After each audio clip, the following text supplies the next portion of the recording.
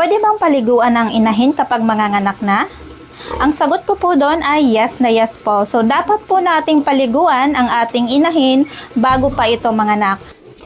So, ito po yung practice ko dito sa aming baboyan. So, ang ginagawa ko po niyan, after malipat ng ating inahing baboy from gestating to farrowing pen, nagpapaligo na po ako niyan sa ating mga inahin. So, hindi po ito yung natural na ligo lang kasi meron tayong yung normal everyday ligo. Ayun po yung ginagawa natin na gamit natin ay pressure wash.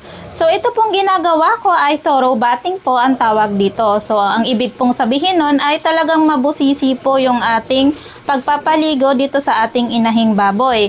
Kasi nga, ang ginagawa ko po niyan, sinasabon ko pa po siya, yung buong katawan niya. At kung makikita nyo po sa video, ay gumagamit pa po ako ng brush para lang makudkod yung